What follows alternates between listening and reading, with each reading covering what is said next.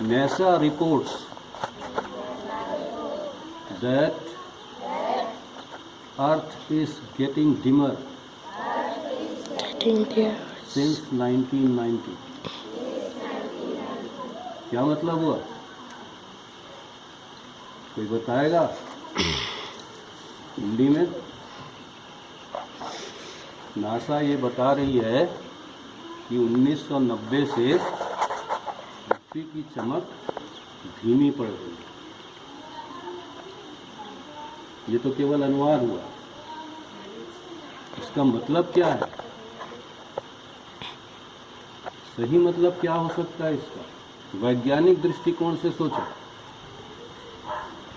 इसका मतलब ये है कि पृथ्वी उतनी चमकदार नहीं रही जो पहले हुआ करती। ये अपना चमक खो रही है। और चमक खोने का क्या मतलब?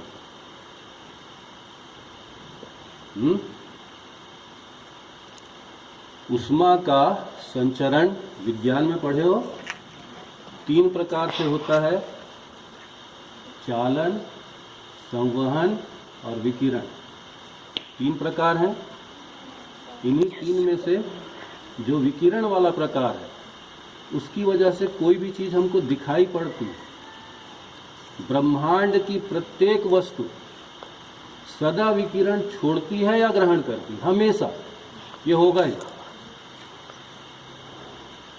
तुम हो, तुम दिख क्यों रहे हो? तुम कुछ प्रकाश छोड़ रहे हो, लेकिन साथ ही कुछ प्रकाश सूरज का ग्रहण भी कर रहे हो। ये प्रक्रिया लगातार चलते रहे। तो विकिरण अगर कोई वस्तु छोड़ना बंद कर दे और सबको सोखने लग जाए तो क्या होगा?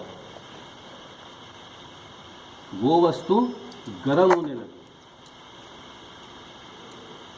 तो जो नासा की रिपोर्ट है कि पृथ्वी की चमक कम पड़ रही है धीरे धीरे, इसका यह मतलब हुआ है कि ग्लोबल वार्मिंग बढ़ रहा है।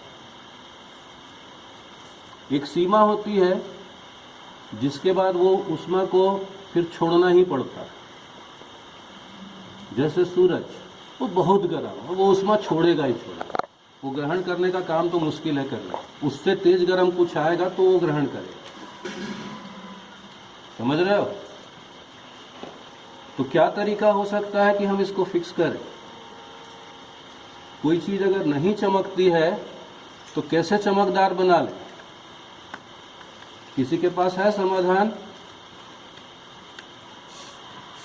अगर ध्यान से सारे दिन सुन रहे हो तो समाधान है। दर्पण प्रकाश परावर्तित करती है,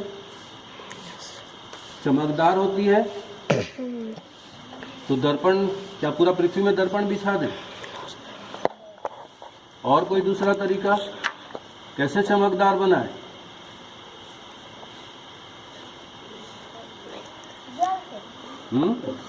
वेरी गुड, ध्यान से सुन रहा है, इसलिए बहुत सही मटेरियल इस विद्यार्थी ने बताया कि हम घर में भी देखते हैं, कहीं पानी की बाल्टी रखे रहते हैं तो वो दीवार में उसकी चमक जाती है ना?